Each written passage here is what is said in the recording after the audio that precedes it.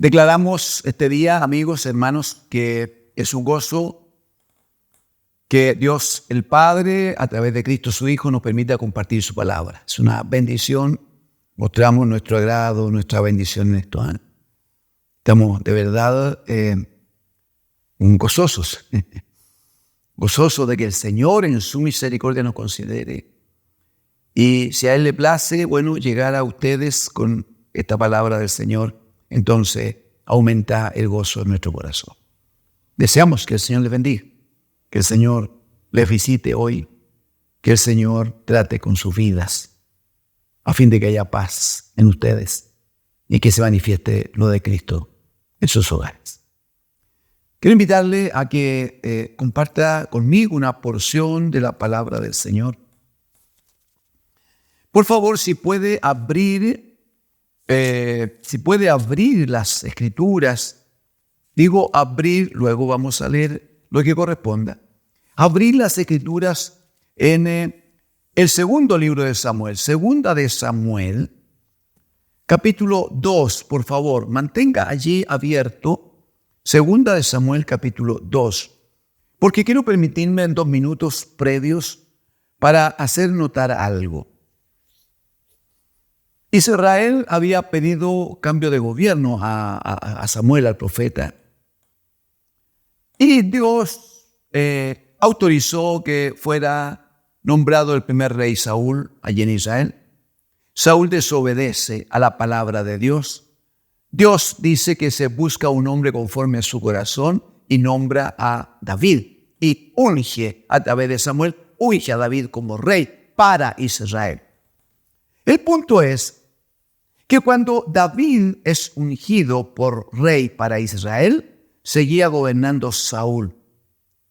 Y siguió gobernando Saúl, aun cuando Saúl estaba desechado por Dios. Aun cuando Saúl a esta altura estaba lleno de demonios, porque el Espíritu de Dios se había retirado de él. Aun cuando Saúl no era el hombre que agradaba a Dios. Sin embargo, él se mantuvo por la fuerza que tenía de su ejército, por la obediencia que tenía de sus soldados, se mantuvo. La Escritura dice que Saúl gobernó unos 40 años. Mucho antes, David ya había sido ungido como rey para Israel. Durante todo el tiempo en que siguió gobernando Saúl, tuvo así como una tarea que se autopropuso de perseguir a David, mayormente cuando él se enteró de que David sería el próximo rey en Israel. Entonces salió con cantidades de soldados, 3,000 soldados permanentemente, para perseguir por todos lados, en las montañas, en el desierto, en los campos, perseguir a David. David, que consiguió armarse de un grupito de 400 hombres.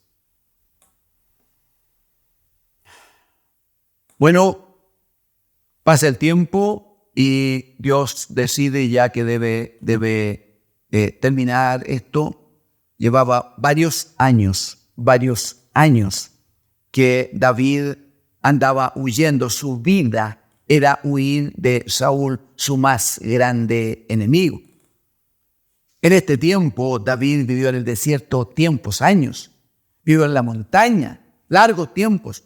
En un minuto se pasó a los filisteos, enemigos del pueblo de Israel. Él se pasó a los filisteos, llegó a acuerdo con el rey allí de los filisteos, y el rey le dio un lugar, Siclán se llamaba, le dio un lugar para que viviera, para que habitara David y su familia y sus 400 hombres con sus familias.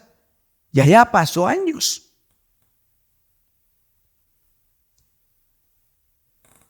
Hasta que Dios decide. Si usted quisiera, yo le invito a que tome nota, por favor. En primera de Samuel, usted tiene ubicado segunda de Samuel, está bien. Le estoy llamando a que haga un esfuerzo y lea Primera de Samuel, capítulo 31. Es el último capítulo de Primera de Samuel. Allí está la historia de cómo David y sus 3 hijos mueren en batalla, precisamente contra los filisteos. Mueren en batalla.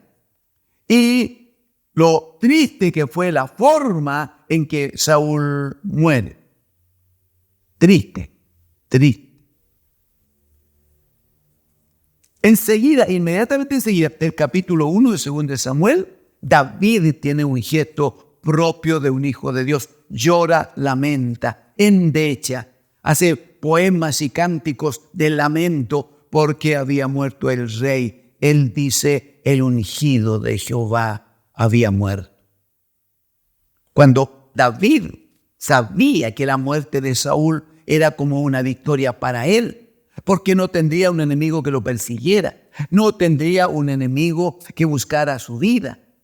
Ya podría estar en paz, podría establecerse, ya podía dejar la tierra de los filisteos y venir a su propia tierra, la tierra sobre la cual él gobernaría. Todo estaba dado para que David hiciera una gran fiesta y estuviera feliz. No. Capítulo 1 de 2 Samuel dice que por algunos días David endechó la muerte de Saúl y David lamentó que Saúl estuviera muerto. Una vez que pasa este tiempo, capítulo 2, ahora por favor, capítulo 2. Dice que, versículo 1, después de esto aconteció que David consultó a Jehová diciendo, David consulta a Jehová. Estaba todavía allá en Siclag, en tierra de los filisteos, donde había vivido el último tiempo, los últimos años, antes que Saúl muriera. ¿Qué hace David antes de tomar decisión alguna? Si puede, por lo que usted conoce de predicaciones anteriores que hemos hecho, si usted puede, vaya estableciendo el paralelo entonces. Saúl buscaba mandarse solo, hacer su voluntad. Él creía que podía, él creía que tenía la fuerza para gobernar de todas maneras, aunque estuviera desechado por Dios. David, que no ha sido todavía ni siquiera traído a Israel, David dice que ora a Jehová diciendo, subiré a alguna de las ciudades de Judá. Y Jehová le respondió, sube. David volvió a decir, ¿a dónde sube? Hermano, note por favor, ni un solo paso, ni una sola decisión que proviniese de su corazón. Tenía un entendimiento David, como dice Jeremías, que el corazón del hombre es engañoso y perverso, más que todas las cosas. Primero dice, subiré, sube, le dice el Señor. Segundo, ¿a dónde subiré? Y el Señor le dice a Hebrón, a un lugar de montaña donde antes había conquistado Caleb, el amigo de Josué. ¿Recuerda? Muy bien. David subió allá y con él sus 2 mujeres, Ahinoam, jezreelita, y Abigail, la que fue mujer de Nabal de Carmel. Llevó también David consigo a los hombres que con él habían estado, cada uno con su familia, los cuales moraban en la ciudad de Hebrón, los cuales moraron en la ciudad de Hebrón. Verso 4, y vinieron los varones de Judá, solo la tribu de Judá, de las 12 tribus, vinieron los varones de Judá y ungieron allí a David por rey sobre la casa de Judá. David era parte de la tribu de Judá. Ellos son los primeros que le reconocen.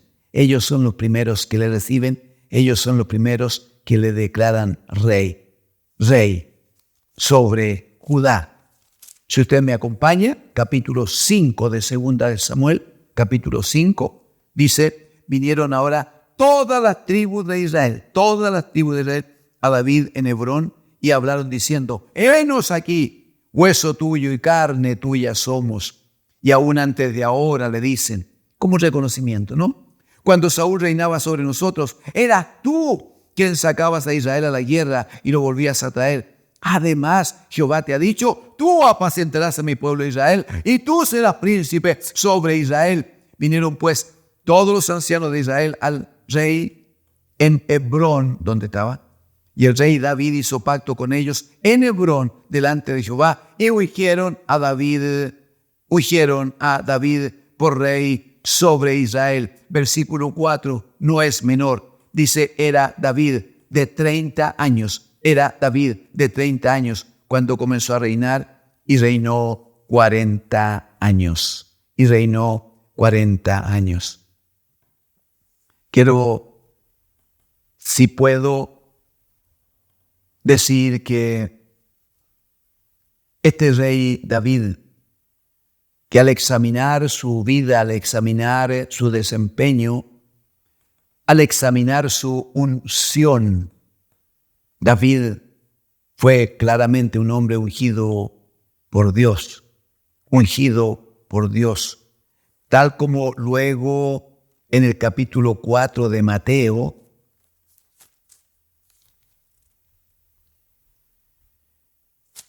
perdón, acabo de cometer un error, les ruego, me disculpen. Sí, perdóneme, es Lucas capítulo 4. Discúlpeme, amigo, hermano. Esta es una señal de que lo que predicamos después no lo rearmamos, ¿no? Esta es una señal de que predicamos absoluta y directamente, así, en forma directa, en forma espontánea. Lucas capítulo 4, dice en el versículo 16, está hablando de Jesús, vino a Nazaret, donde se había criado, y en el día de reposo entró a la sinagoga, conforme a su costumbre, y se levantó a leer, y se le dio el libro del profeta Isaías, y habiendo abierto el libro, halló un lugar donde estaba escrito, el Espíritu del Señor está sobre mí. Miren qué cosa tan linda. El Espíritu del Señor está sobre mí, por cuanto me ha ungido, amén, me ha ungido para dar buenas nuevas a los pobres, me ha enviado a sanar a los quebrantados de corazón, a pregonar libertad a los cautivos, vista a los ciegos y a poner en libertad a los oprimidos. Central, me ha ungido el Jehová, me ha ungido el Señor. Él era el ungido de Dios. Pero antes había habido otro hombre que había sido declarado por Dios conforme a su corazón y que también Dios le había ungido para sacar adelante una gran tarea en el pueblo de Israel. David como figura de Cristo el Señor. Segundo, este David que había sido antes menospreciado por su propio padre, que sus hermanos le habían tratado mal, que sus hermanos no le consideraban, que su pueblo le despreció. Mientras gobernó Saúl, nadie estuvo con David. Nadie estuvo con David. De hecho, él formó un ejército de 400 hombres, que dice la Escritura, que eran gente empobrecida, gente miserable, gente amargada de corazón, gente llena de deudas. Ellos se vinieron a reunir con David en la cueva de Adulam para decirle que él fuera su jefe. Y David, más que sentirse apoyado por ellos, tuvo que tratar con ellos por la palabra, tuvo que formarles, tuvo que exhortarles, tuvo que enseñarles. Bueno, él fue claramente su jefe, su formador, su líder. Pero del pueblo de Israel nadie le consideró. Sin embargo, este jovencito David era un ungido de Dios, que en silencio va, trabaja, no lo pasa bien, huye de Saúl que lo quería asesinar. Sin embargo, llega el momento en que Saúl no está, en que la tribu de Judá, su tribu, le reconoce a él como rey, y luego entonces las otras 11 tribus vienen delante de el rey, delante de David, para decirle, tú eres nuestro rey. Pero no le dicen solo, como usted lo vio conmigo en el capítulo 5 de 2 Samuel, no solo le dicen, tú eres nuestro rey, sino que le dicen primero, tú eres hueso nuestro y carne nuestra. O, henos aquí, visto desde el otro lado, ¿no? Como pueblo, henos aquí nosotros, hueso tuyo y carne tuya somos. Eso es muy hermoso si uno lo observa en la carta de Pablo a los Efesios, en el capítulo número 5.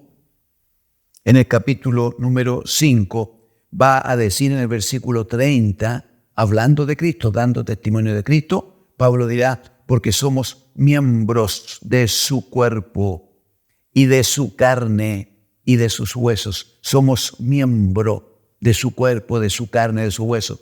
David está, en la vida de David hay profecía de cómo lo que pasa con él es lo que luego se establecerá como una verdad eterna respecto de Cristo el Señor y su pueblo, Cristo el Señor y su iglesia. A eso, si usted quisiera, puede considerar que la Escritura dice en 2 Samuel 5, versículo 4, que cuando David empieza a gobernar, él era de 30 años. Él era de 30 años. El Evangelio de Lucas, en el capítulo 3, Lucas capítulo 3, Lucas capítulo 3, el versículo 23, va a decir, Jesús mismo, al comenzar su ministerio, comenzó a reinar, dice David. Jesús mismo al comenzar su ministerio era como de 30 años. Hijo, según se creía, de José, etcétera, etcétera, toda la genealogía. Tenía 30 años. ¿Casualidad? Creemos que no, absolutamente no. ¿Y qué hay entonces de David? Se constituye en el rey absoluto y único de todo el pueblo de Israel. Y más adelante será considerado el gran rey por los países que en ese tiempo existían. Todos le reconocieron como el gran rey, como el más valeroso, como el de un mejor ejército, como el que conquistaba todo lo que proponía o ponía en su corazón. El gran rey que tenía un gobierno absoluto sobre todos y sobre todo. Qué figura tan hermosa si uno considera lo que dice el apóstol en Efesios, capítulo 1. Efesios, capítulo 1, va a decir a partir del versículo número 19, hablando de la gran fuerza y autoridad de Dios el Padre, va a decir cuál la supereminente grandeza del poder de Dios para con nosotros, los que creemos, según la operación del poder del Padre. ¿Qué hace? Verso 20. Esa grandeza de Dios operó en Cristo, 1, resucitándole de los muertos y sentándole a su diestra, aleluya, a su diestra en los lugares celestiales, sobre todo principado y autoridad y poder y señorío, y sobre todo nombre que se nombra no solo en este siglo, sino también en el siglo venidero, y sometió todas las cosas bajo sus pies. Lo que había dicho la profecía del Salmo 110, siéntate a mi diestra, hasta que ponga todo bajo tus pies. De hecho, la Escritura en forma muy hermosa dirá en Apocalipsis capítulo 19, Apocalipsis capítulo 19. Esto es de verdad que es hermoso si tuviéramos un poquito de ocasión de revisarlo, ¿no? En el capítulo 19, en el versículos 7 y 8, por favor, 7 y 8, hablando de la iglesia, dice, gocémonos y alegrémonos y démosle gloria a Dios, dando gloria a Dios. Dice, porque han llegado las bodas del Cordero, y su esposa, la iglesia, se ha preparado, y a ella se le ha concedido que se vista de lino fino, limpio y resplandeciente, porque el lino fino es las acciones justas de los santos. Muy bien, esta iglesia preparada para la boda, esta iglesia que se manifiesta allí, ¿no? Vestida de lino fino, limpio y resplandeciente. Entonces, en el versículo número 11 del mismo capítulo 19, versículo 11, aparece el novio, aleluya, aparece el amado. ¿Y cómo aparece? Entonces vi el cielo abierto, dice, y aquí un caballo blanco, y el que lo montaba se llamaba Fiel y Verdadero, con justicia juzga y pelea. Sus ojos eran como llama de fuego, y había en su cabeza muchas diademas, y tenía un nombre escrito que ninguno conocía sino él mismo. Estaba vestido, por favor, atienda, estaba vestido de una ropa teñida en sangre, aleluya, la cruz de Cristo, ¿no? Tenía su ropa teñida en sangre, y su nombre era el Verbo de Dios. Juan capítulo 1. En el principio era el verbo era con Dios, el verbo era Dios. Verso 14, y los ejércitos celestiales. David, que formó un gran ejército, ¿no? En su tiempo, ahora dice, hablando del verdadero Rey, de Cristo el Señor, dice, y los ejércitos celestiales, vestidos de lino fino, blanco y limpio, le seguían en caballos blancos. De su boca, dice, sale una espada aguda, la palabra de Dios, para herir con ella las naciones, y él la regirá con vara de hierro. Y él pisa el lagar del vino del furor y de la ira del Dios Todopoderoso. Mira el verso 16, y en su vestidura y en su muslo tiene escrito este nombre, Rey de Reyes y Señor de Señores. Aleluya, bendito y alabado es el Señor. No alabamos, déjeme decirlo por favor para que nadie se confunda, no alabamos a David, no damos gloria a David, no proclamamos a David, sino como un siervo, un obrero de Dios. Pero nos bendice su vida con muchas debilidades, nos bendice su vida con varios errores, pero nos bendice su vida por la humildad que mostró siempre, por la disposición de obedecer a la palabra del Señor, pero sobre todo porque Dios el Padre le ungió y le establece como una figura pequeña, pero una figura del gran Cristo, el Rey de Reyes y Señor de Señores. Amigos, hermanos, podemos acercarnos a Cristo el Señor. Dios había dicho en Génesis 1:26, hagamos al hombre a nuestra imagen y conforme a nuestra semejanza. Pero por Pablo, Colosenses 1:15, dice que Cristo es la imagen del Dios invisible, el primogénito de toda creación. O sea, hacer al hombre la imagen de Dios es hacerlo en la figura de Cristo. O sea, lo que vivió David es parte de ese propósito, es parte de ese anhelo de Dios. Y el Señor quiere que nosotros seamos hechos a la imagen de Cristo. De hecho, dirá Efesios en el capítulo 4, cuando el Señor determina allí en el versículo 11 que el Dios en Cristo su Hijo, que el bendito Hijo dice que Él mismo establece la iglesia, apóstol, profeta, evangelista, pastor y maestro, dice que los establece para perfeccionar a los santos, a fin de que todos lleguemos, toda la iglesia del Señor, lleguemos a la unidad de la fe, al conocimiento del Hijo de Dios, dice, a la estatura del varón perfecto. Aleluya. Amigos, hermanos, ¿por qué no viene? ¿Por qué no se nos une? ¿Por qué no prueba? ¿Por qué no conoce? ¿Por qué no ama al Señor? ¿Por qué no se pone bajo la voluntad del Señor? El Señor quiere hacer de usted como lo está haciendo con nosotros. Hombres y mujeres que le agraden a Él, hombres y mujeres ungidos, no porque ande ungiendo de a uno el Señor, sino porque nos mete en el ungido que es Cristo el Señor. El Señor anda buscando hombres y mujeres que tengan un corazón dispuesto para dejarse formar y crecer a la imagen de Jesucristo, el bendito de Dios. Y estando en Cristo, entonces recibimos la misma palabra de Dios que le dio a su Hijo cuando dijo, este es mi Hijo amado. En Él tengo complacencia. Que Dios, el Señor, le bendiga. Amén.